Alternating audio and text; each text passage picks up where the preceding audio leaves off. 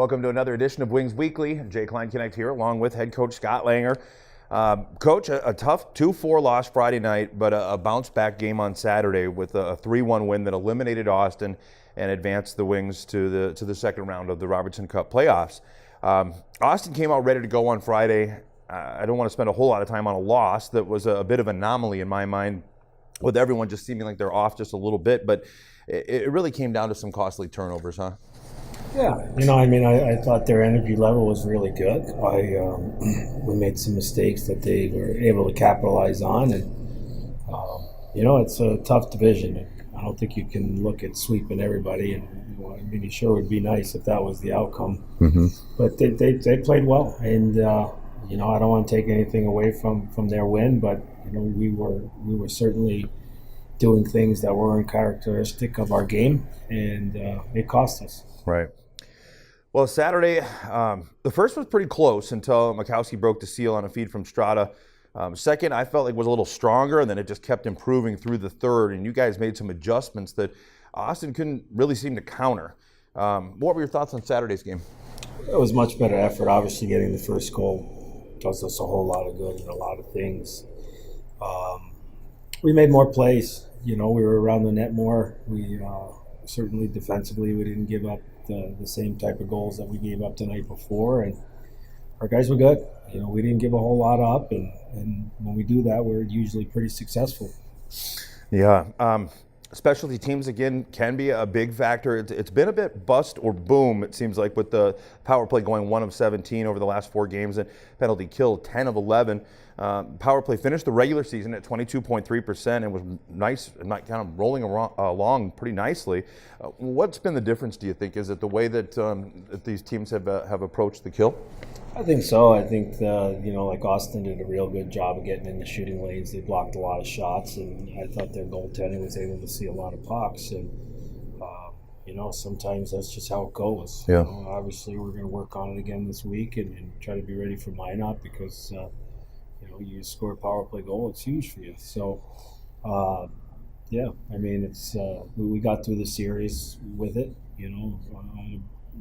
on the penalty kill, I thought we did a real good job of giving up just the one. And they're a team during the season that ended up, scoring on their power play against us. So I thought the adjustments there were pretty good as well.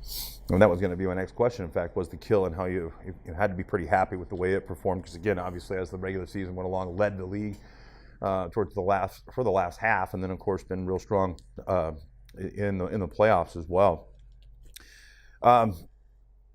Before we move on to what's coming up with Minot and so on, I thought we'll take a quick break here and hear from one of our sponsors, and we'll be back coming up with Wings Weekly after this.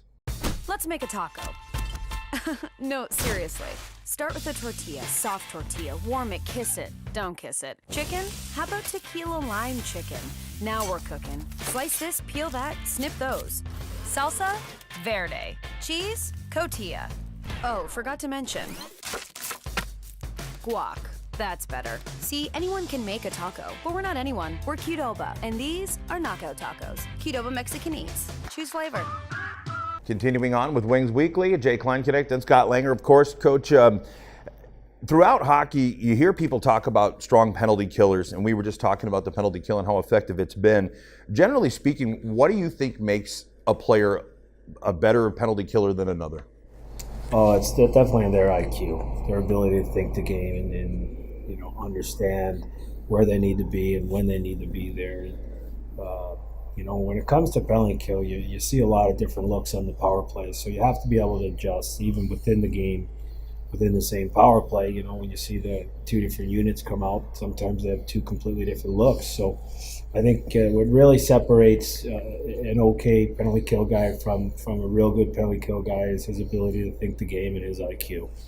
Okay, being able to recognize changes and so on. Absolutely. All right.